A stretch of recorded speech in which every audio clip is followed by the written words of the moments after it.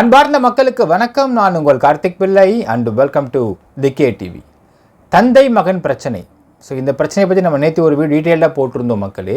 அந்த டீட்டெயிலாக போட்ட வீடியோவில் நிறைய சந்தேகங்கள் இருக்குது அப்படிங்கிறது இப்போ சொல்லியிருந்தீங்க. அது மட்டும் இல்லாமல் நம்ம ஃபர்தராக இதை பற்றி விசாரிக்கிறப்போ இன்னும் பல தகவல் கிடச்சிருக்குது.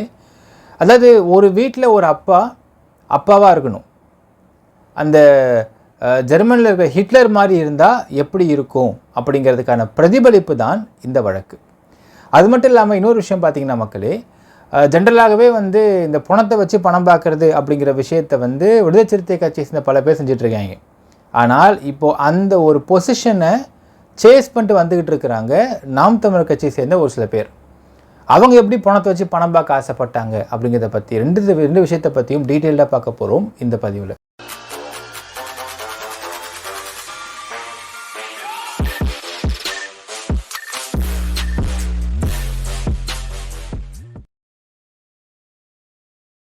கடந்த 3 நாளாக பார்த்தீங்கன்னா பெரம்பலூர் மாவட்டத்தில் இருக்கக்கூடிய ஒரு ரைஸ் மில்லில் ஒரு வயசான அப்பா உட்காந்துருக்காரு. அவரை ஒரு மகன் கொடூரமாக தாக்குதல் பண்ணியிருக்காரு. அதன் பிறகு 2 மாதங்கள் கழித்து அந்த அப்பா இறந்தே போயிட்டார். இது எவ்வளோ பெரிய ஒரு குற்றமான செயல், அந்த மகன் எவ்வளோ தப்பு பண்ணியிருக்காரு அப்படிங்கிறது நிறைய பேசப்பட்டு இருக்கு மக்களே. எந்த ஒரு விஷயத்துக்கும் இதை காயின் ஹேஸ் 2 சைட்ஸ் அப்படிங்கிற மாதிரி நீங்கள் பார்க்குற விஷயம் வேறு, உள்ளே இருக்கிற விஷயம் வேறு அப்படிங்கிறத நம்ம விசாரித்து போட்டுக்கிட்டு இருக்கோம்.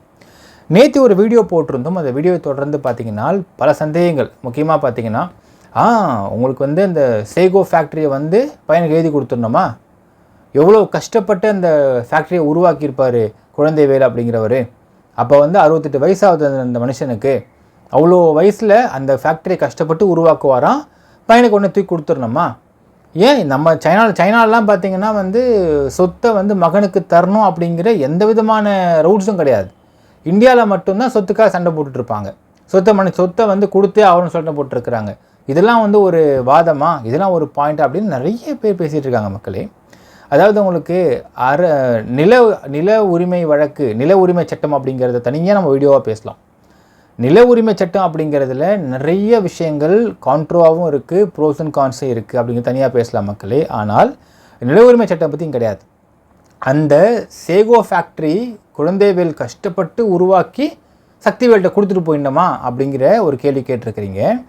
சரி, எப்படிப்பட்ட அப்பா இந்த குழந்தைவேல் அப்படிங்கிறத பற்றியும், சக்திவேல் எப்படி உள்ளே மாட்டிக்கிட்டு இருந்தார் அப்படிங்கிறத பற்றியும், சக்திவேல் தாண்டி ஹேமா அவர்கள் குழந்தைவேலுடைய மனைவி எப்படி மாட்டிக்கிட்டு இருந்தாங்க அப்படிங்கிறத பற்றியெல்லாம் நம்ம பார்த்தோம்னா, குழந்தைவேலுக்கு சக்திவேல் செய்த அந்த சிசிடிவி ஃபுட்டேஜ் அப்படிங்கிறது கம்மியாக அதிகமாக அப்படிங்கிறத நீங்களே இந்த வீடியோ எண்டில் சொல்லுங்கள் மக்களே.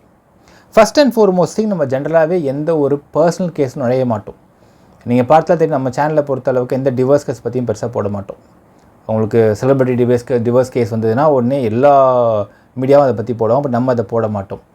ஜென்ரலாகவே ஒரு பர்சனல் கேஸை நம்ம எடுத்து விசாரித்து அதை பற்றி போடுறது நம்மளுடைய வழக்கம் கிடையாது மக்களே. ஆனால் இந்த வழக்கை நம்ம ஏன் எடுத்திருக்கோம் அப்படின்னு பார்த்தீங்கன்னா, அவர் கொடூரமாக அடித்து தாக்குதல் பண்ணிட்டாரு. சக்திவேல் ஒரு மிகப்பெரிய கொடூரமான மனிதர், சைக்கோ, ட்ரக் அடிக்ட்டு அப்படின்னு ஏகப்பட்ட குற்றச்சாட்டு வர ஆரம்பிச்சிச்சு. இப்போ இந்த மாதிரி ஒரு மனுஷனை ஃப்ரேம் பண்ணுறப்போ இது பொதுவெளியில் ஒரு க்ரைமாக வெளியே வந்த காரணத்தில் மட்டும் தான் அந்த கேஸ் எடுத்து பார்த்துட்ருக்கோம் மக்களே. அப்போ இவர் பண்ண க்ரைமெல்லாம் க்ரைமா இல்லை எமோஷ்னல் க்ரைமா, ட்ரக் அடிக்டா, எப்படிப்பட்ட நபர் இவர் அப்படிங்கிறதை உள்நோக்கி பார்க்கும் பொழுது கதையே வேறையாக இருக்குது. ஸோ அதனால தான் இந்த ஒரு பர்சனல் கேஸ், ஆக்சுவலாக இது ஒரு மிகப்பெரிய ஒரு டீப் பர்சனல் கேஸ். ஆனால் இந்த டீப் பர்சனல் கேஸை உள்ளே நீங்கள் நோக்கி போகிறப்ப தெரியுது, கடைசியாக நமக்கு ஒரு மிகப்பெரிய மெசேஜ் இருக்குது for the society, for the family and for the present generations. என்னன்றதை பார்த்துடலாம் மக்களே. ஸோ உங்களுக்கு இப்போ 2 குடும்பத்தை பற்றி பார்க்கணும். ஒன்று ஹேமா அப்படிங்கிற அவங்களுடைய குடும்பம். அவங்களுடைய அப்பா யார் அப்படிங்கிறத ஃபஸ்ட்டு பார்க்கலாம். சேலம் மாவட்டம், இங்கே தான் அவருடைய சொந்த ஊர். சுந்தரம் அப்படிங்கிற ஒரு நபர். இவருடைய பட்டப்பேர் என்னன்னு பார்த்தீங்கன்னா வாத்தியார் சுந்தரம். ஸோ அப்படி சொன்னால் தான் அந்த ஊர் எல்லாருக்குமே தெரியுது அவர் அப்படிங்கிறாங்க. அவர் என்ன வச்சுருக்காருன்னு பார்த்தீங்கன்னா, he is a founder of Maruthi college and school in Deviyakurichi. இங்கே பாலிடெக்னிக்கும் இருக்குது. ஸோ இவர் தான் சுந்தரம் அப்படிங்கிறவர், ஹீ இஸ் அ ஃபவுண்டர். அது மட்டும் இல்லாமல் இவர் 2 ஃபேக்ட்ரியை வாங்குறார். இது நான் சொல்கிறேன் உங்களுக்கு. இவருக்கு 2 மகள்கள் இருக்கிறாங்க. ஒருத்தவங்க பேர் ஹேமா, அவங்க தான் வந்து சக்திவேலுடைய அம்மா. ஒருத்தவங்க இருக்கிறாங்க, அவங்க பேர் வேண்டாம். இந்த பக்கம் வரலாம். குழந்தைவேல் அவங்க தம்பி ஒருத்தர் இருக்கார், அவர் பேர் வந்து கோவிந்தசாமி. இவங்க 2 அண்ணன் தம்பிங்க. இவங்களுடைய பூர்வீகம் மலையாளப்பட்டி அப்படிங்கிற இடம். அந்த மலையாளப்பட்டியில் கிட்டத்தட்ட 250 ஏக்கருக்கு சொந்தக்காரங்க இவங்க 2 பேரும். நாட் இவர்கள், இது வந்து இவங்களோட தாத்தா சம்பாரித்த சொத்து.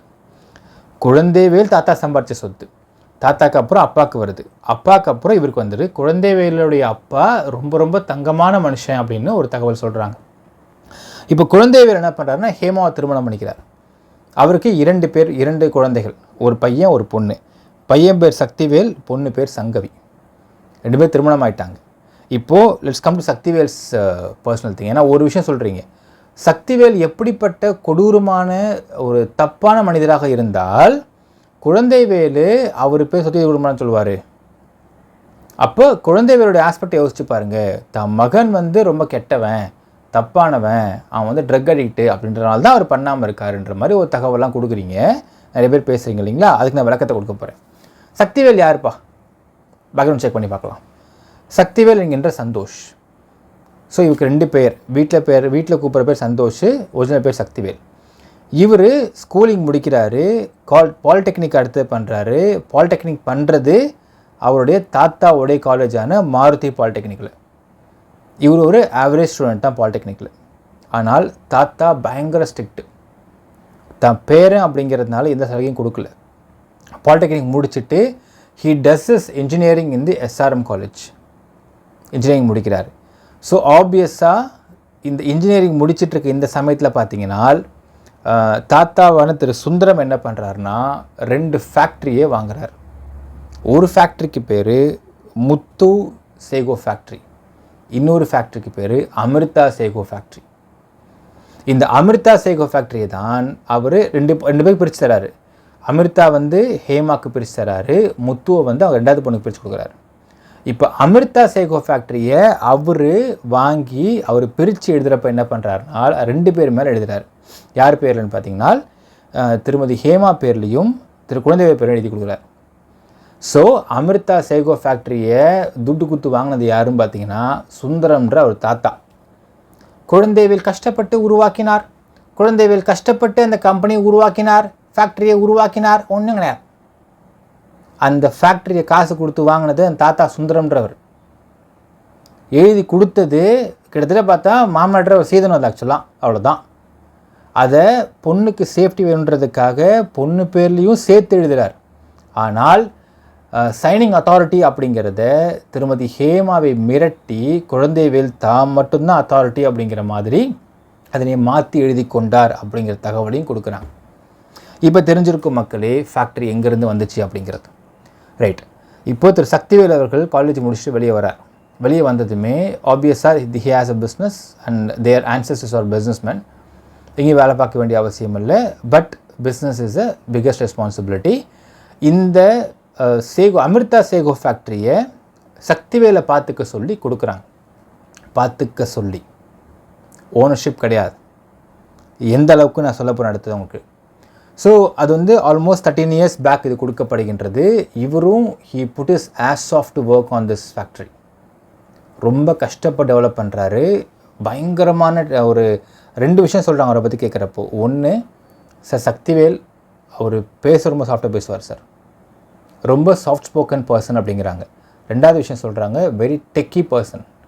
3வது சொல்கிறாங்க, பிஸ்னஸில் நீங்கள் 100 ரூபாய் கொடுத்தீங்கன்னா அதை 300 ரூபாயை மாற்றுறதுக்கு திறமை உள்ள மனிதர், அதற்கு கடினமாக உழைக்கக்கூடிய மனிதர். இது 3மே அவரை பற்றி பேசுகிறப்ப கேட்குறப்ப சொல்கிறாங்க. ஸோ அப்படி 13 வருஷத்துக்கு முன்னாடி இந்த சேகோ ஃபேக்ட்ரி கையில் வந்த உடனே அவர் நிறையா விஷயத்தை அதில் வந்து இனோவேஷன் கொண்டு வரார். இது என்ன ஃபேக்ட்ரின்றது நிறைய பேர் சந்தேகம் இருக்கும் மக்கள். ஒன்றுமே இல்லை, மரவள்ளிக்கிழங்கை வாங்கி அதை வந்து நல்லா ஜூஸ் ஆக்கி அதை நல்லா பொடியாக வந்து அதில் வந்து சாறு எடுத்து அதை வந்து காய வச்சு ஜவ்வரிசியாக மாற்றுறாங்க. அண்ட் அப்பளம் போடுறாங்க. நம்ம ஊரில் மரவள்ளிக்கிழங்கு அப்பளம், மரவள்ளிக்கிழங்கு ஜவ்வரிசி ரொம்ப பெரிய ஃபேமஸ் கிடையாது. நார்த் இந்தியாவை பொறுத்தளவுக்கு அது பயங்கர ஃபேமஸ். அவங்க வந்து சாமிக்கு படைக்கிறதே இதை படைப்பாங்க. மரவள்ளிக்கிழங்கு அப்பளத்தையும் ஜவ்வரிசியும் படைக்கிறாங்க. அவங்களுக்கு தெரியாது ஜவ்வரிசி அப்படிங்கிறது நிறைய பேருக்கு வெளிநாடுகள் நார்த் இந்தியாவில் பொறுத்தளவுக்கு ஓகே இது ஒரு அரிசி நினச்சிட்டு இருப்பாங்க. ஆனால் இது மரவள்ளிக்கிழங்குலேருந்து வர்றது தான் ஜவ்வரிசின்ற கூட பல பேருக்கு தெரியாது. அதே அவர்கள் உண்கிறார்கள். அண்ட் எக்ஸ்போர்ட்டாலும் பண்ணுறாங்க. இது எக்ஸ்போர்ட்டும் பண்ணப்படுகின்றது இந்த ஃபேக்ட்ரியிலேருந்து.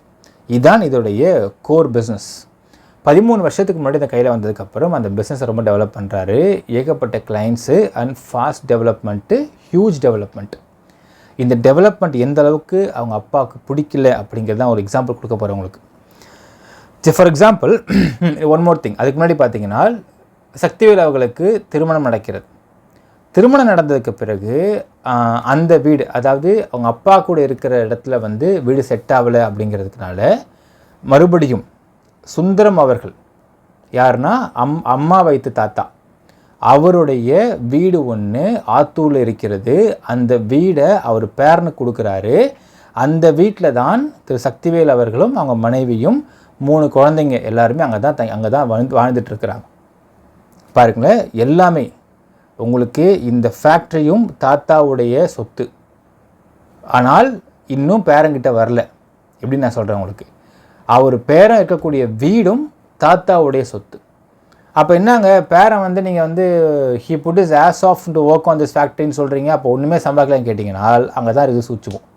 என்னென்னு பார்த்தீங்கன்னா இந்த அமிர்தா சைகோ ஃபேக்ட்ரியை பொறுத்தளவுக்கு சைனிங் அத்தாரிட்டி அப்படிங்கிறது குழந்தைவேல் மட்டும்தான். இதுவரையில் சைனிங் அத்தாரிட்டி அப்படிங்கிறது இன்னும் அவங்களுடைய சக்திவேல் பேரில் மாறி வரவே இல்லை. அதை பண்ணுறதுக்கும் குழந்தைவேலுக்கு இஷ்டமே இல்லை. இது எந்த அளவுக்கு இவருக்கான பொறாமை குணம் போயிடுச்சு. பொறாமைன்றதுக்கு சொல்கிறத தாண்டி அதாவது எப்படி இருக்காருன்னா குழந்தைவேல் கேரக்டர் எப்படி இருக்குன்னா, இப்போ நான் சொல்கிறப்ப சில பேருக்கு நான் விசித்திரமாக சொல்கிறீங்க நினைப்பீங்க. இந்த மாதிரி இன்னும் பல குடும்பங்களில் இருந்துக்கிட்டு இருக்குது அப்படிங்கிறத அனுபவிக்கிறவங்களுக்கு தான் தெரியும். எப்படின்னா ஊருக்குள்ளே போனால் இப்போ குழந்தைவேல் பையன்ப்பா சக்திவேல் அப்படின்னு தான் சொல்லணும். சக்திவேல் அப்பா தான் குழந்தைவேலாம்ப்பா அப்படி சொல்லக்கூடாது அப்படிங்கிற எண்ணத்தில் இருக்கக்கூடிய இன்னும் பல பேர் இருக்கிறாங்க. உதாரணம் அடுத்து சொல்கிற மக்களே எந்த அளவுக்கு இவருடைய வன்மம் இருக்குன்னு நான் சொல்கிறேன். ஜென்ரலாக மரவள்ளிக்கிழங்கு கொண்டு இந்த ஃபேக்ட்ரியை கொடுக்குறாங்க. அது இவங்க கொள்முதல் பண்ணி வாங்கிக்கிறாங்க. வாங்கினதுக்கப்புறம் தான் ஜவ்வரிசி, அப்பளம், எக்ஸ்போர்ட்டு, டிரான்ஸ்போர்ட்லாம் நடக்க போகுது. ஸோ பேசிக்காக அந்த ரா மெட்டீரியல் கொடுக்கணும். மரவள்ளிக்கிழங்கு கொள்முதல் காஸ்டிங் அப்படிங்கிறது ஃபிக்ஸட் காஸ்டிங் தான். அதில் ஒன்றும் பெருசாக உங்களுக்கு டிஃப்ரென்ஸ் இருக்க போகிறதில்ல பிட்வீன் த காம்படிட்டர்ஸ். இங்கே அங்கே ஆர்டர்ஸ் பிடிக்கிறதுலையும் இவங்க எந்த அளவுக்கு 24/7 ஒர்க் பண்ணி இந்த விஷயத்தை இந்த ப்ராடக்ட்டை கொண்டு போய் அவங்க செலுத்துகிறாங்கன்றதை பொறுத்து தான் இவங்களுடைய டெவலப்மெண்ட் இருக்கிறது. ரைட், இப்போ கொள்முதல் பண்ணுறாங்க. பண்ண உடனே பாயிண்ட் செக் பண்ணுறதுன்னு சொல்கிறாங்க ஒரு விஷயம். அது என்னென்னா பாயிண்ட் செக் பண்ணுறதுனா இவங்களுடைய அந்த இத்தனை சைஸுக்கு இத்தனை தடிமனுக்கு இந்த அளவுக்கு இருக்குது அப்படின்னா அது ஜூஸியாக இருக்கும் அப்படிங்கிறது அவங்களுடைய ஒரு கால்குலேஷன். அந்த பாயிண்ட் செக் பண்ணுறதை பண்ணதுக்கப்புறம் வித்தின் 5 days வரைக்கும் கிரெடிட் பீரியட் எடுத்துக்கிட்டு அவங்க பைசா கொடுத்தாகணும். அதுக்குன்னா அந்த ஃபார்மர்ஸ்க்கு. இப்போ சில பேருக்கு என்ன சொல்லுவாங்கன்னா பாயிண்ட் ரொம்ப நல்லா இருக்கும், நல்ல ஹெல்த்தியான ஒரு கிழங்கு வந்துச்சுன்னா இமீடியட்டாக அவங்களுக்கு செக் பாஸ் பண்ணுவாங்க. அப்போது ஒவ்வொரு முறையும் இந்த செக்கை கொடுக்கறது அப்படிங்கிறதுக்கு பாருங்களேன், அது சக்திவேலுக்கு ஒரு மிகப்பெரிய ஹெட்டேக்காகவே இருந்துகிட்ருக்கு. ஏன் நான் சொல்கிறேன் உங்களுக்கு. ரைட், இப்போது உங்களுக்கு சக்திவேல் அவர்கள் எங்கே வாழ்ந்துட்டுருக்காருன்னு கேட்டிங்கன்னா அவங்க தாத்தா சுந்தரம் அவர்கள் வாங்கி கொடுத்துருக்கக்கூடிய ஆத்தூர் வீட்டில் வாழ்ந்துட்டுருக்கார். இவருடைய ஃபேக்ட்ரி எங்கே இருக்குன்னா சேலம் மாவட்டம் ஆத்தூர் பக்கத்தில் இருக்கக்கூடிய சார்வாய்ப்புதூர் அப்படிங்கிற இடத்துல இந்த ஃபேக்ட்ரி இருக்குது. ஆனால் குழந்தைவேல் எங்கே இருக்காருன்னு பார்த்தீங்கன்னா who is residing at Velmurugan modern rice mill. இது எங்கெங்கே இருக்குதுன்னு கேட்டிங்கன்னா பெரம்பலூர் மாவட்டத்தில் கிருஷ்ணாபுரம் அப்படிங்கிற இடம் இருக்குது. இது சரிங்க. இப்போ இந்த கிருஷ்ணாபுரம் ஏரியாவில் எப்படி இந்த ஃபேக்ட்ரி இருக்குன்றதை நான் டிஸ்கிரைப் பண்ணிடுறேன் மக்களே. It's a single compound, almost 10 acres 15 acres single compound.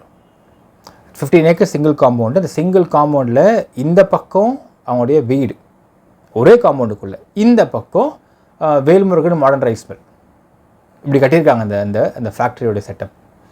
So இது பெரம்பலூர், அவர் இருக்கிறது சேலம் மாவட்டம் ஆத்தூர். எடுத்துக்கு டிஸ்டன்ஸ் பார்த்திங்கன்னா சார்வாய்ப்புதூர்லேருந்து கிருஷ்ணாபுரத்து டிஸ்டன்ஸ் ஆல்மோஸ்ட் 70+ kilometers வருகின்றன. ரோடு ரொம்ப வளைஞ்சு போகுன்றாங்க. நம்ம காரில் போனாலே 1.5 மணி நேரம் ட்ராவல் இருக்கும் அப்படிங்கிறது தான் இங்கே கணக்கு. இப்போது இந்த மாதிரி இவங்களுக்கு நான் பேமெண்ட் கொடுத்தாகணும், நீங்கள் செக்கு சைன் பண்ணி வச்சுருங்கப்பா, நான் கிளம்பி வந்துட்டுருக்கேன் அப்படின்னு சார்வாய்ப்புதூர்லேருந்து சக்திவேல் ஃபோன் பண்ணி சொல்லிட்டாருனால் சரி வந்துரு நான் வைக்கிறேன் அப்படின்னு சொல்லுவார்.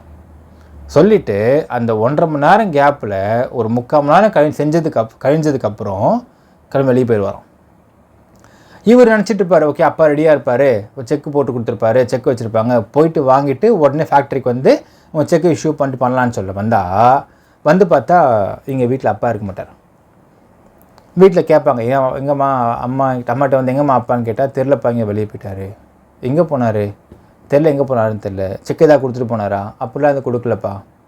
ஃபோன் பண்ணுறது, ஃபோன் எடுக்கிறது கிடையாது. யோசிச்சு பாருங்கள், இது he has to wait for around 2-3 hours. இது நடந்த ஒரு சம்பவம் மக்களே, நமக்கு கிடைச்ச சோர்ஸ் கிடைச்ச முக்கியமான ஒரு சம்பவம் விவரிக்கிறேன் உங்களுக்கு.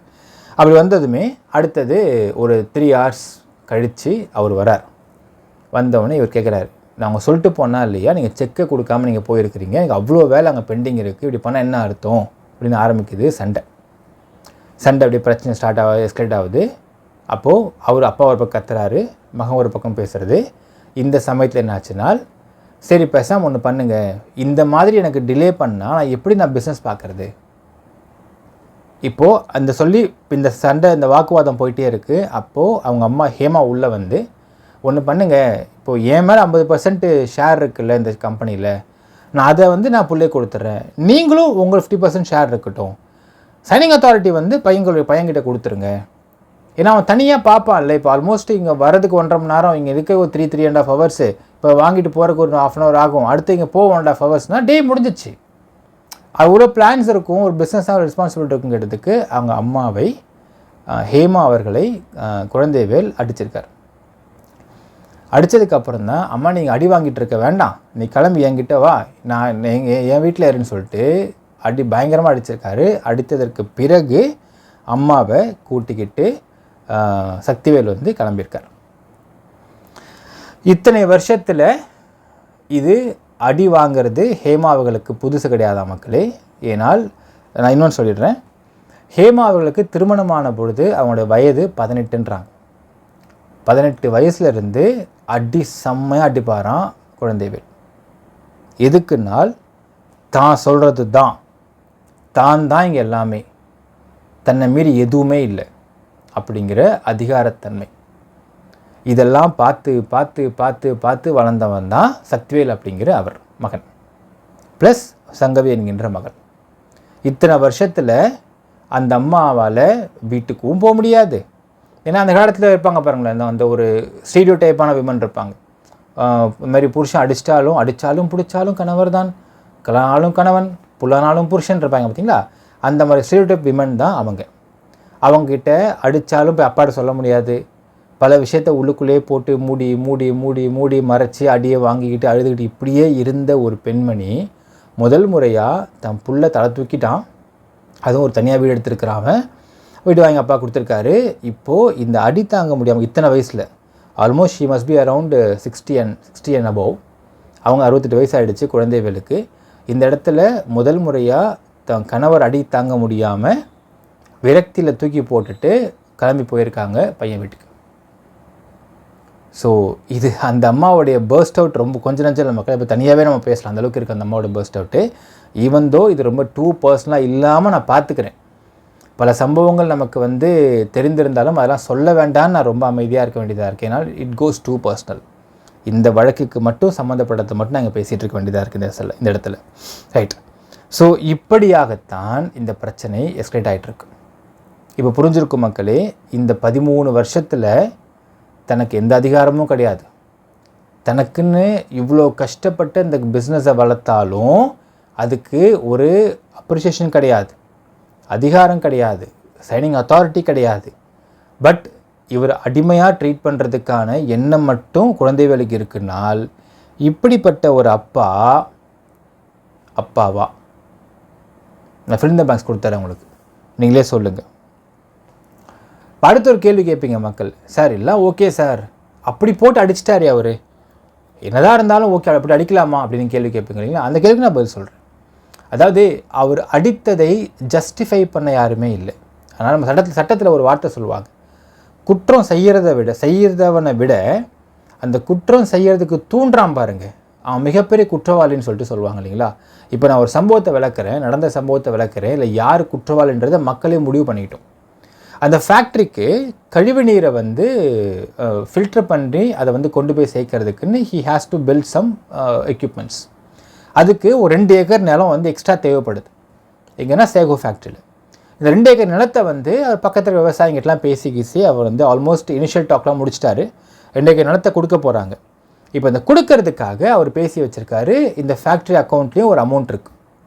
அப்போது ஐ திங்க் அரௌண்ட் 2+ crores நினைக்கிறேன் ஒரு அமௌண்ட் இருக்குது. இந்த அமௌண்ட்டு தான் கொடுத்து அந்த நிலத்தை வாங்க போகிறதா எல்லாம் பேசி வச்சுருக்காங்க. இந்த இடத்துல வந்து இவர் வந்து என்ன சொல்கிறாரு, இந்த மாதிரி திரும்ப he is coming to Krishnapuram and saying to his father, இந்த மாதிரி நான் வந்து நிலத்தை வாங்க போகிறேன், பேசியிருக்கேன், அது வந்து எனக்கு ஒரு செக்கு வேணும் அப்படின்னு கேட்குறாரு. இவங்க பேர் செக் ஓட்டு கொடுங்க, நான் செக்கை எடுத்துக்கிறேன்னப்போ யார் என்ன ஏதுன்னு விசாரிக்கிறார். எல்லாத்தையும் சொல்கிறார். இவர் சொன்ன உடனே அந்த அமௌண்ட்டை செக்கு போட்டு இவர் எடுத்துகிட்டு இருக்காரு. இவர் கொடுக்கல காசு. அப்போ தான் வந்து ஃபஸ்ட்டு பிரச்சனை ஆரம்பிக்குது. ஏன்னா ஒரு டேட் ஃபிக்ஸ் பண்ணுறாங்க. அந்த டேட்டில் வந்து செக்கும் தர மாட்டேங்கிறாரு, ஒன்றும் சொல்லவும் மாட்டேங்கிறான்றப்போ விவசாயிகள் தே வில் ஜம்ப் இல்லையா, என்ன சார் நீங்கள் தரேன்னீங்க ஒன்றும் சொல்ல, வேறு எதாவது போயிடமான்ற கேட்குறாங்க இல்லைங்களா.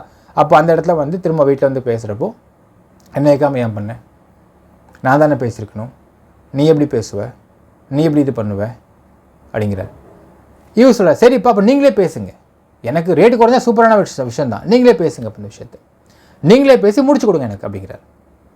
சரி நான் பார்க்குறேன் அப்படிங்கிறார் குழந்தைவேல். அப்போ திரும்ப பேசுகிறார். பேசினவுடனே பேசிட்டு அது இப்போ நடக்குது என்றைக்குன்னு பார்த்தீங்கன்னா it's happening on around 14th of Feb. 15th of Feb எந்த ஒரு இதுவுமே ஹேப்பனிங்கும் இல்லை. 16th of Feb வருது. அன்றைக்கி பார்த்தீங்கன்னா காலையில் வந்து அவர் இவர் கேட்குற விவசாயிட்டு நாங்கள் அப்பா பேசினார், எனக்கு பேசினார் சார், எங்கள் தர மாதிரி இஷ்டம் இல்லை. என்னங்க ஆச்சு, இல்லை அவர் வந்து ரொம்ப ஒரு மாதிரி கம்மி பண்ணி கேட்குறாரு, ரொம்ப ஒரு மாதிரி பேசுகிறார் அப்பா, மரியாதையும் இல்லை எங்களுக்கு, நாங்கள் என்ன பண்ண முடியும், வேண்டாம் அப்படிங்கிறார். அப்போ இவர் வந்து ஃபோன் போட்டு இல்லைப்பா நீங்கள் இவ்வளோ ரேட்டு குறைச்சினா அவங்க வரமாட்டாங்க, இது வந்து இதான் மார்க்கெட் ரேட்டு இதான் கொடுப்பாங்கன்னப்போ நான் சொல்லி நீயே கேட்க மாட்டியா, நீ சொல்லி நான் கேட்கணுமா அப்படிங்கிற ஒரு ஈகோ ஆரம்பிக்குது. இப்படியாக ஃபோனில் ஒரு பெரிய கான்வோ போகுது. அந்த கான்வோவில் அவர் என்ன சொல்கிறாருன்னா, நான் நீ சொல்லி கேட்க மாட்டேன், அதெல்லாம் தேவையில்லை, நான் காசு தர முடியாது, நான் பண்ண முடியாதுன்ற மாதிரி அவர் வந்து வெறுத்து ஒரு மாதிரி பேசுகிறாரு குழந்தைவேல். ஏதாவது உங்களுக்கு ஒரு பாயிண்டில் நீ என்னடா அப்படின்னு ஒருத்தர் உழைக்கிற மனுஷனை, அதுவும் உழைச்சி முன்னேற்றுற ஒரு நபர், வெளியாலாம் இல்லை, சொந்த புள்ள, அந்த புள்ளைய அப்ரிஷியேட் பண்ண வேண்டாம், அவங்களுக்கு டிமோட்டிவேட் பண்ணாமல் இருந்தால் ஓகே, இல்லை அவருடைய முன்னேற்றத்தை தடை பண்ணுற மாதிரி அவர் தடை பண்ணாமல் இருந்தாலும் ஓகே தானே. அதுவும் இல்லை, எதிர்த்து பேசி அந்த ஒரு ஹிட்லர் மென்டாலிட்டி கொண்டு வந்தப்போ தான் இவர் ஃபர்ஸ்ட் ஆகிறாங்க. ஆக்சுவலாக மக்களை திரும்ப சொல்கிறேன், சார்வாய்ப்புதூரில் இருந்து இவர் இடத்துக்கு வருவதற்கு 70 கிலோமீட்டர், ஆல்மோஸ்ட் 1.5 மணி நேரம் ட்ராவல் இன் கார். அந்த 1.5 மணி நேரம் ஒரு மனுஷனுக்கு அந்த கோபமும் ஃப்ரஸ்ட்ரேஷனும் பயங்கரமாக கொதிப்பில் எந்த அளவு கொதிப்பில் இருந்துச்சுன்னா நீங்கள் சிசிடிவி கேமராவில் பார்க்கக்கூடிய அந்தளவுக்கு வந்து சக்திவேல் அடிப்பார் அப்படிங்கிறத நீங்கள் யோசிச்சுக்கோங்க. நம்ம ஃபஸ்ட்டே சொன்ன மக்களே, அவரை பற்றி விசாரிக்கிறப்ப சொல்லணும், he is not drug addict. பிஸ்னஸில் 100 ரூபா கொடுத்தா 300 ரூபாயை மாற்றுறதுக்கான திறமை படைத்தவர். Is a good techie person and a business person also. ரொம்ப சாஃப்ட் ஸ்போக்கன். குழந்தைகள் செம ஷார்ட் டெம்பர். இப்படி இருக்கக்கூடிய ஒரு நிலவரத்தில் அண்ட் அஃப்கோர்ஸ் இன்னொரு விஷயம் சொல்லி ஆகணும், அப்பா பார்த்தா பையன் வளருவான்றது ஒரு ஆஸ்பெக்ட் இருக்குது. And Sakthivel also sometimes very out ஸ்போக்கனாக இருந்திருக்காரு, ஷார்ட் டெம்பராக இருந்திருக்காரு இந்த ஃபேமிலி. பட் குடும்பத்தை விட்டு வெளியே போயிட்டார்னா அவர் அவ்வளோ சாஃப்ட் ஸ்போக்கனாக இருந்திருக்காரு. பிஸ்னஸில் யாரும் குறை சொல்ல முடியாத அளவுக்கு இருந்திருக்காருன்ற ஒரு தகவலும் சொல்கிறாங்க. ரைட், இது ஒரு பக்கம் இருக்கட்டும்.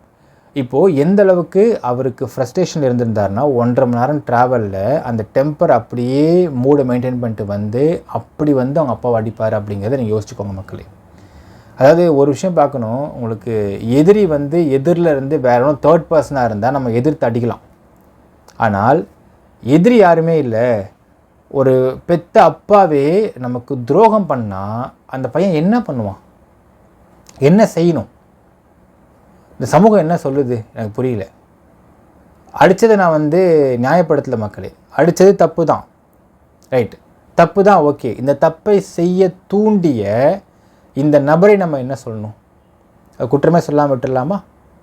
நல்லவர், வல்லவர், உத்தமர்னு சொல்லாமல் குழந்தைவேலை. அதாவது ஒன்று நாம் ஹெல்ப் பண்ணணும் பையன் டெவலப்மெண்ட்டுக்கு, இல்லையா அவன் ஏதோ பண்ணுறான்னு விட்டுருணும். அவர் சின்ன பையன் கிடையாது இல்லைங்களா, அவரும் இந்த இதுக்கு புதுசும் கிடையாது. ஆல்மோஸ்ட் 3 புள்ள பெற்றுட்டார் சக்திவேல். 13 வருஷமாக இந்த நடத்திட்டு இருக்காரு இந்த ஒரு பிஸ்னஸை. அப்போ ஏதோ முடிவெடுக்க விட்டுருங்க. தோருக்கு மேலே வசந்தாச்சு இந்த பையன். அவருடைய பையனே வசந்துட்டு இருக்கார்.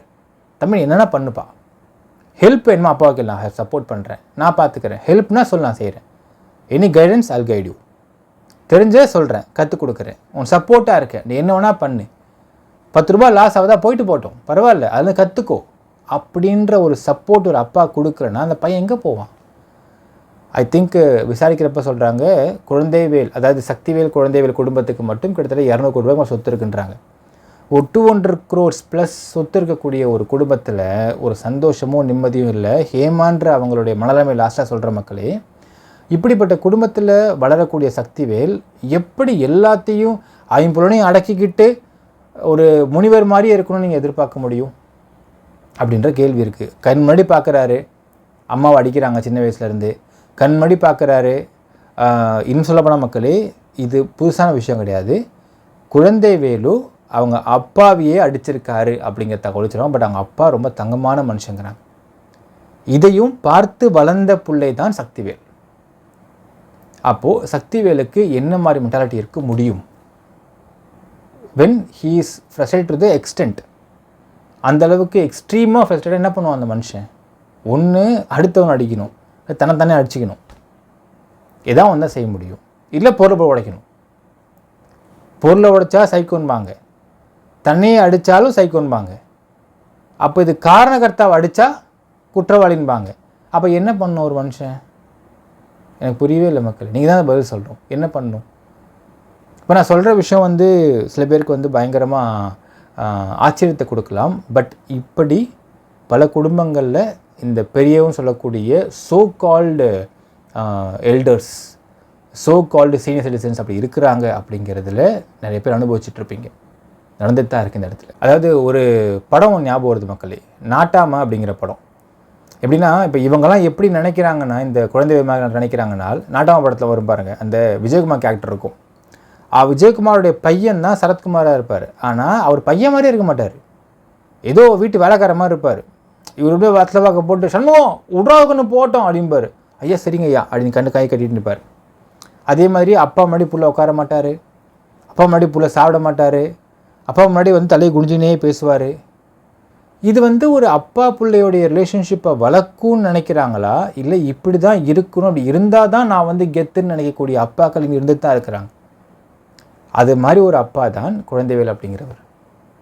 இப்போது நம்ம பார்க்குற மக்கள், இப்போ now it is and digital era. Arnold Schwarzenegger அவர் பையன் கல்யாணம் பண்ணிட்ட பையன் வச்சுருக்காரு இருக்கு அவருக்கு. அந்த பையனை ஷேவ் பண்ணி விட்டு உட்காந்துருக்கார். அதை வீடியோ போடுறாங்க. ஒரு அப்பா ஒரு பிள்ளைக்கு ஷேவ் பண்ணுறாரு. நம்ம ஊரில் என்ன சொல்லுவாங்க, என்ன சரச்சினுக்கிறான் அப்பன் பிள்ளைக்குன்னு கேட்பாங்க அசிங்கமாக. ஆனால் அப்பா பிள்ளைக்கு ஷேவ் பண்ணுறத ஒரு இன்டிமசியாக ஃபீல் பண்ணுறாங்க. நாம் வெளிநாட்டு கல்ச்சரை பார்த்து என்ன இது, ஒரு பையன் 10 பொண்ணோட போயிட்டுருக்கான், ஒரு பொண்ணு 10 பையன் கூட போயிட்டுருக்கான்னு நம்ம கிண்டல் பண்ணிட்டு சிரிச்சிட்ருப்போம். நம்ம we say our culture is so big, our culture is so strong enough. But ஒரு அப்பா பையன் எப்படி இருக்கணும் அப்படிங்கிற ஒரு பேசிக்கான விஷயம் கூட நம்ம நாட்டில் இல்லையே அப்படிங்கிறது இங்கே மக்கள் ஒத்துக்கிட்டு தான் ஆகணும். அப்பாவும் பையனும் இந்த எத்தனை குடும்பங்களில் ஃப்ரெண்ட்ஸாக பிஹேவ் பண்ணுறாங்க. ஒரு அப்பா பையனை அடிமையாக பார்க்க ட்ரை பண்ணுறான் ஒரு குடும்பத்தில், இன்னொரு குடும்பத்தில் பையன் அப்பா அடிமையாக ட்ரை பண்ணுறான் இன்னொரு குடும்பத்தில். எத்தனை குடும்பத்தில் ஃப்ரெண்ட்ஸாக இருக்கிறோம்? Then what culture you are following? இது கல்ச்சரா அப்படிங்கிற கேள்வி இருக்கிறது. நாட்டமா படம் மாதிரி படம் தான் நினைக்கிறாங்க போல இருக்குது. சண்முகம் உட்ரா போட்டோம் அப்படின்னா பையன் கையை கட்டி நின்றுக்கணும், அப்படி கம்முன்னு. பையன் எடுத்து பேசக்கூடாது, அப்பா சொல்கிறது வேத வாக்கு, அப்பா தலையாட்டு போயிடணும், அப்பா சொல்கிறதா அப்படி கேட்டிருக்கணும், அப்பா தான் அப்பா தான் அப்பா தான் அப்பா தான். அப்படிப்பட்ட அப்பா அப்பா அப்பான்னு வாழக்கூடிய இந்த மாதிரி இருக்கக்கூடிய குழந்தைகள்லாம் அந்த அப்பா செத்ததுக்கப்புறம் எவ்வளவு கஷ்டப்படும் அந்த நிலைமையை வர்றதுக்கு அப்படிங்கிற யாரும் யோசிச்சு பார்க்க மாட்டேங்கிறாங்க. இது நடந்துக்கிட்டு தான் இருக்குது. அப்பாவை டிபெண்ட்டாக இருக்கக்கூடிய குழந்தைகளும் நம்ம நாட்டை சர்வே பண்ணுறது கஷ்டம். இந்த மாதிரி அப்பாவுக்கு அடிமையாக இருக்க குழந்தை நாட்டை சர்வே பண்ணுறது கஷ்டம். எத்தனை அப்பாக்கள் பிள்ளைய தோலுக்கு வசந்ததுக்கு அப்புறம் ஃப்ரெண்ட்ஸாக பார்க்குறாங்க அப்படிங்கிறத நீங்களே சொல்லுங்கள் மக்களே. இந்த குழந்தைகள்லாம் அப்படிப்பட்ட கேரக்டர்டு ஃபாதர் அப்படிங்கிறது ரொம்ப தெளிவாக இருக்குது இந்த இடத்துல. சரி, இப்போ அடுத்த இன்னொரு கேள்வி இருக்குது. சார் இதில் எப்படி சார் இந்த வீடியோ வெளியே போச்சு? ஏன்னால் பிப்ரவரி 16 அடித்த வீடியோ 24 ஏப்ரல் வெளியே வருது. ஏன் அவ்வளோ டைம் லிமிட்டு, டைம் கேப்புன்ற கேள்வி இருக்கு இல்லையா மக்களே? ரைட். இது அடித்ததுக்கு பிறகு குழந்தைவேல் வந்து அட்மிட் அதாவது ஹாஸ்பிட்டலைஸ் பண்ணப்படுகிறாரு to the Apollo hospital Trichy. Apollo ஹாஸ்பிட்டலுக்கு கொண்டு போகிறாங்க. 5 நாள் சிகிச்சை முடியுது. 5 நாள் கழித்து குழந்தைவேலு பெரம்பலூர் வீட்டுக்கு போகிறார், கிருஷ்ணாபுரம் வீட்டுக்கு போகிறார். அந்த வீட்டுக்கு போய்ட்டு அவர் பண்ண முதல் வேலையை பார்த்தீங்கன்னா அந்த சிசிடிவி ஃபுட்டேஜில் இருந்து இந்த ஃபுட்டேஜ் டவுன்லோட் பண்ணுறார். டவுன்லோட் பண்ணி எடுத்துகிட்டு அதனை 5 பேருக்கு அனுப்புகிறார். அதில் ஒருத்தர் நாம் தமிழர் கட்சியில் ஒரு முக்கியமான பிரமுகர் அப்படின்னு சொல்கிறாங்க. நாம் விசாரித்த வரையில் விஜயராகவன் அப்படிங்கிற நம்பருக்கு தான் அவர் அனுப்புனார் அப்படிங்கிற தகவல் சொல்கிறாங்க. நான் விஜயராகவனை காண்டாக்ட் பண்ண ட்ரை பண்ணோம், பட் நம்பர் ரீச் ஆகலை மக்களே. ரைட். இப்போ இதுதான் அதோடைய விஜயராகவன் கொடுக்கப்பட்ட ஒரு வீடியோ. இப்போ இந்த வீடியோ கொடுக்கப்பட்டது எப்போன்னு பார்த்தீங்கன்னா 16 ஃபெப்பு அப்படி அடிக்கப்பட்டிருக்காரு, அடி வாங்கியிருக்காரு. 21 ஃபெப்பே அந்த வீடியோ கொடுக்கப்பட்டிருக்க வேண்டும். 21 கொடுத்துருக்கணும்.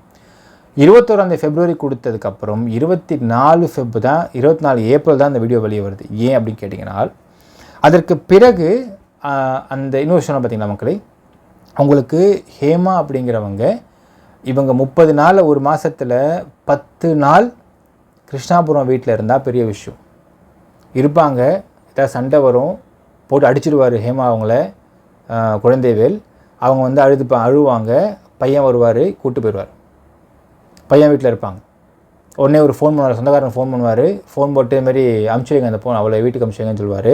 பஞ்சாயத்து பேசுவாங்க, வீட்டுக்கு வருவாங்க ஹேமாங்கிறவங்க. திருப்பி 2 நாள் இருப்பாங்க, திரும்பி அடிப்பார், திரும்ப போயிடுவாங்க. இப்படியே போயிட்டு இருந்திருக்கு கதை அரௌண்ட் 6 இயர்ஸாக.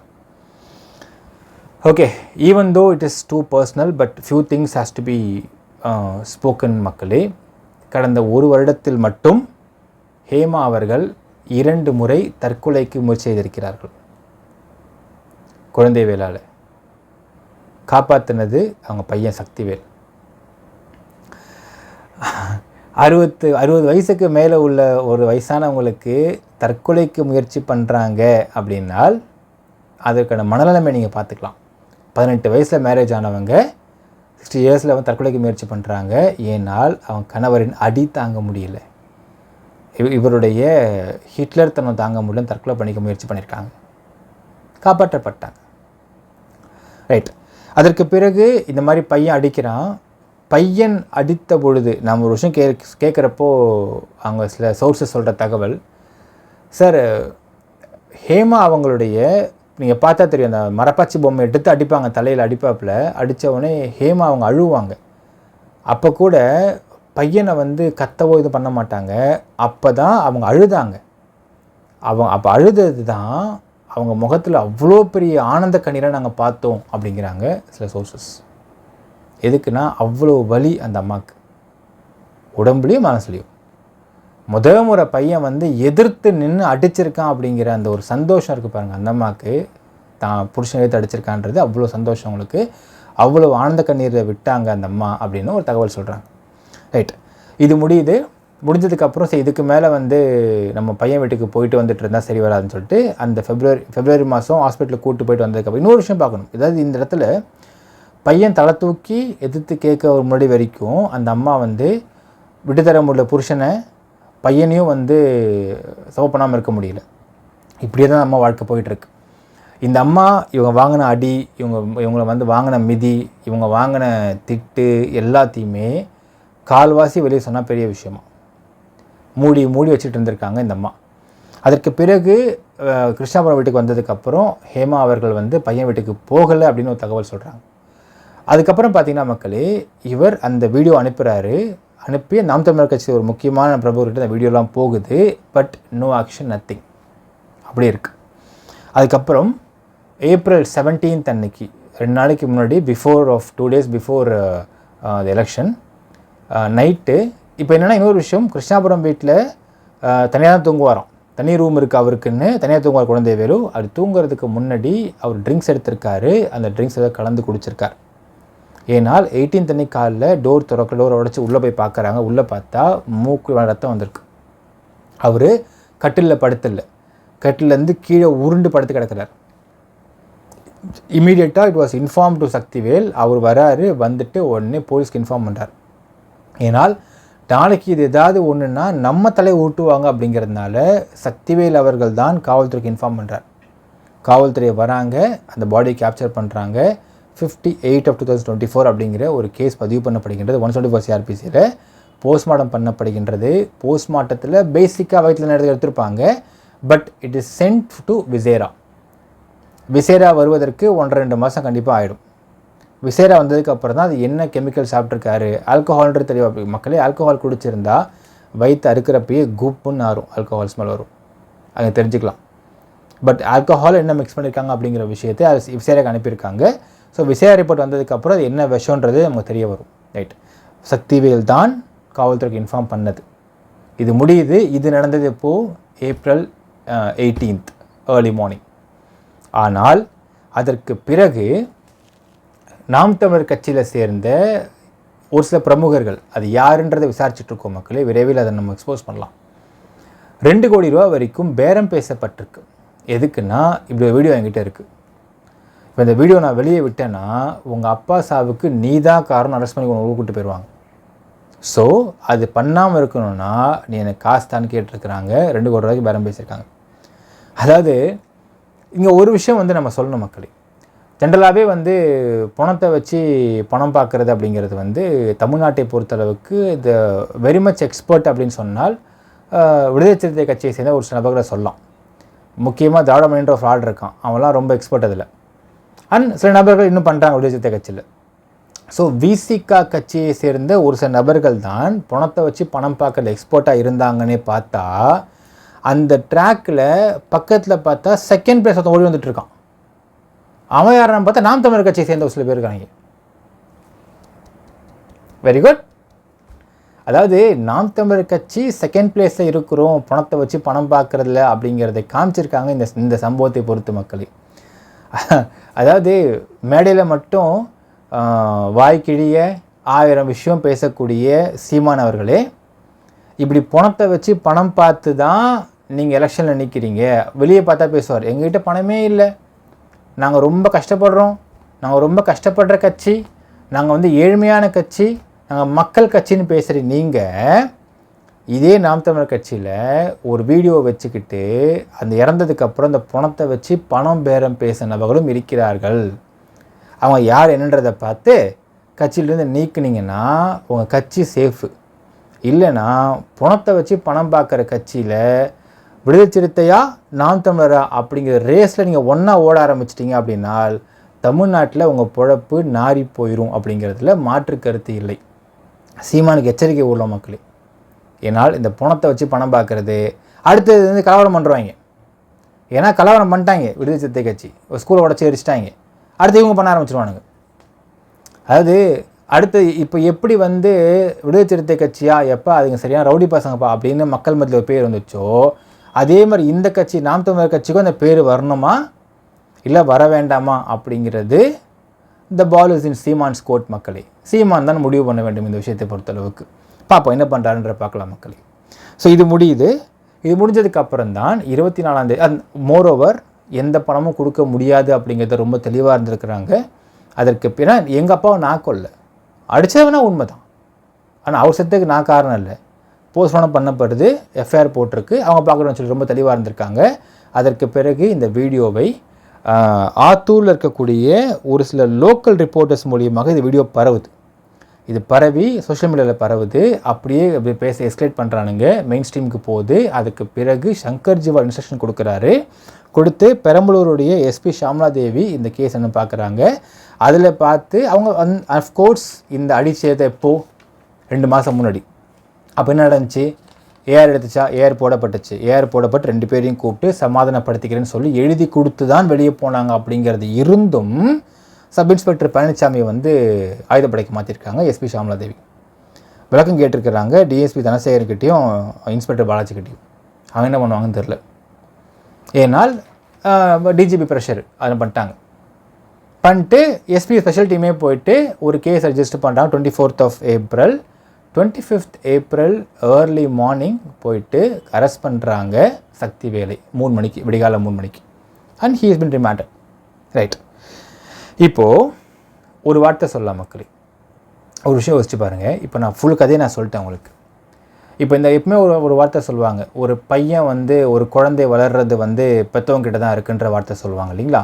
அதை நம்ம அக்செப்ட் பண்ணோம் கண்டிப்பாக.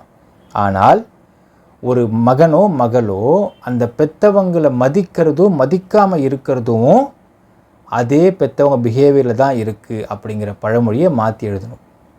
ஏன்னால் இன்றைய காலகட்டத்தில் உலகத்தில் அப்பா அம்மானா அப்படியே க்ளோரிஃபை பண்ணிடணும்ப்பா, அப்படியே புனிதமானவர்கள், கடவுளுக்கு சமமானவர்கள் அப்படிங்கிறத இப்போ கிடையாது. இந்த காலத்தில் நிறைய அப்பா அம்மாக்கள் மோசமாக இருக்கிறாங்க. எத்தனையோ அம்மாக்கள் தன் பெத்த பொண்ணையே சென்டிங் டு ப்ராஸ்டிடியூஷன். எத்தனையோ அப்பாக்கள் அங்கே பையனை டார்ச்சர் பண்ணி கஞ்சாவிக்கு அனுப்பிச்சிட்ருக்காங்க. இது நடந்துக்கிட்டு தான் இருக்குது இந்த காலகட்டங்களில். ஸோ அந்த மாதிரியான பழைய புராணங்கள்லாம் இப்போ எடுபடாது அப்படிங்கிறத நம்ம ஃபஸ்ட்டு புரிஞ்சுக்கணும். அப்பா அம்மானா அப்படி புனிதமானவர்கள், த மோஸ்ட் க்ளோரிஃபைட் பீப்புள் இந்த வேர்ல்ட்லாம் அப்போ கிடையாது. அப்படிலாம் வந்து not even in cinema it exist அப்படின்னு சொல்லலாம் மக்களே. அந்த அர்த்தம் இப்போ இருக்குது உண்மையாக சொல்லப்போனால். இப்போது இதில் பாவம் யாருன்னு பார்த்தீங்கன்னா 2 பேர் சொல்லணும் மக்களே.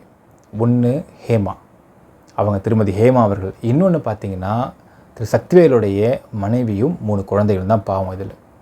இப்போது இதில் ஹேமாவை எடுத்துக்கோங்களேன். அவங்கள வந்து கேட்குறாங்க, எஸ்பியோடைய ஸ்பெஷல் டீம் கேட்குறாங்க, அம்மா நீங்கள் தானம்மா அங்கே கூட இருந்தீங்க, உங்கள் பையனை வந்து உங்கள் அப்பா உங்கள் புருஷன் அடித்தப்போ கம்ப்ளைண்ட் தாம்மா கேட்குறாங்க. அவங்க கம்ப்ளைண்ட் தரமாட்டேங்கிறாங்க. இல்லைங்க நான் தரமாட்டேன், அவன் பட்ட வேதனை ரொம்ப ஜாஸ்தி, அதை வந்து அவன் கொட்டிட்டான், அவ்வளோதான், நான் தரமாட்டேன் அப்படிங்கிறாங்க. அதற்கு பிறகு அந்த ஃபேக்ட்ரியில் வேலை பார்க்கக்கூடிய, ரைஸ் மில்லில் வேலை பார்க்கக்கூடிய ஒரு தொழிலாளிகிட்ட வந்து கம்ப்ளைண்ட்டை வாங்கி தான் ரெஜிஸ்டர் பண்ணியிருக்காங்க FIR, special team of the SP office. So அப்படி இருக்கும் பட்சத்தில் மக்கள் இப்போ ஹேமா அவர்களுடைய நிலைமை யோசிச்சு பாருங்கள். 18 வயசில் மேரேஜ் ஆகுது. மேரேஜ் ஆகிட்டு அவங்களுக்கு என்ன ஒரு சந்தோஷத்தை பார்த்துருக்க முடியும்னு பார்த்தீங்கன்னா இதே தான், சொந்தக்காரங்கிட்ட கெட்ட பேர், இவர் யாரையும் மதிக்க மாட்டேங்கிறாரு. சரி இவரை கரெக்டாக, அதுவும் கரெக்டாக கிடையாது, போட்டு அடிக்கிறாரு, பயங்கரமாக சித்திரவதைப்படுத்துகிறாரு. ஏங்க ஒரு லாஸ்ட் 1 வருஷத்தில் 60 வயசில் ஒரு அம்மா 2 முறை தற்கொலைக்கு முயற்சி பண்ணுறாங்கன்னா அப்போ என்னம்மா சித்திரவதை அனுபவிச்சிருப்பாங்க அப்படின்னு நம்ம புரிஞ்சிக்க முடியும். இப்போ ஹேமா அவங்களுக்கு என்ன இல்லை, என்ன இருக்குன்றதை ஃபஸ்ட்டு பார்ப்போம். இப்போ அவங்ககிட்ட என்ன இருக்குன்னால் ஒரு பயம் அவங்ககிட்ட இல்லாமல் இருக்குது. என் பயம் இல்லை, ஐயோ சொல்லுவாரோ, ஏதாவது பேசிடுவாரோ, அடிச்சிடுவாரோ அப்படிங்கிற பயம் இப்போ இல்லாமல் இருக்காங்க. அடுத்தது அவங்க சுதந்திரம் இருக்குதுன்னு சொல்லலாம். இல்லாத விஷயம் என்ன, தாலின்ற ஒரு விஷயம், குழந்தை வேணும் நபர் இல்லை.